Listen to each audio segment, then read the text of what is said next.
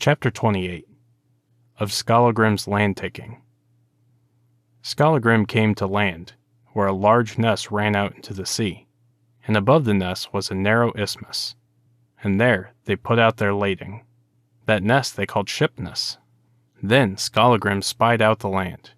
There was much moorland and wide woods, and a broad space between fells and firths, seal hunting in plenty, and good fishing.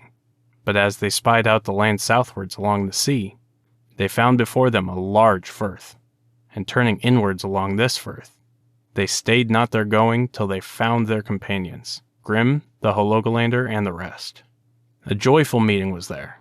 They told Skallagrim of his father's death, and how Kveldulf had come to land there, and they had buried him. Then they led Skallagrim to the place, and it seemed to him that thereabouts would be a good spot to build a homestead.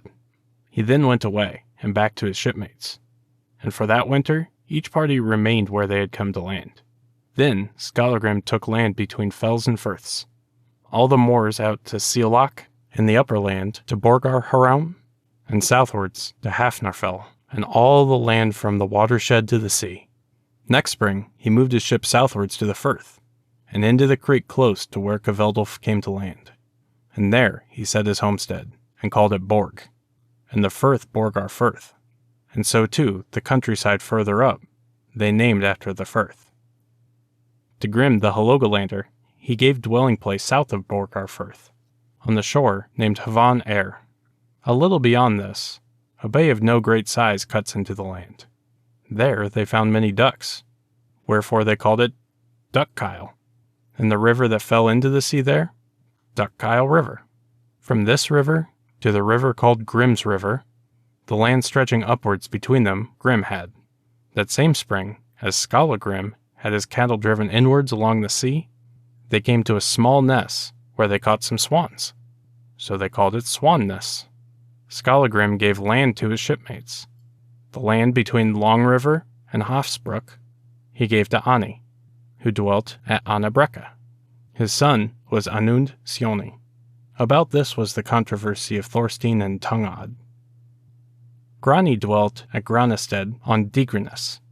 To Thorbjorn Krum he gave the land by Gufa River upward, and to Thord of Baigaldi. Krum dealt at Krum's Hills, but Thord at Baigaldi. To Thorir Giant and his brothers he gave land upwards from Ankuner and the outer part by Long River. Thorir Giant dwelt at Giantstead. His daughter was Thordis Staung, who afterwards dwelt at Stengerholt. Thorgir dealt at Earthlingstead. Skallagrim spied out the land upwards all around the countryside. First he went inwards along the Borgar Firth to its head, then followed the west bank of the river, which he called White River, because he and his companions had never before seen waters that fell out of glaciers, and the color of the river seemed to them most wonderful.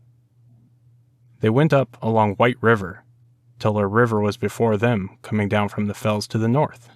This they called North River, and they followed it up till yet again before them was a river bringing down but little water. This river they crossed, and still went up along North River. Then they soon saw where the little river fell out of a cleft, and they called it Cleave River. Then they crossed North River, and went back to White River, and followed that upwards. Soon again a river crossed their way, and fell into White River. This they called Cross River. They learnt that every river was full of fish. After this, they returned to Borg.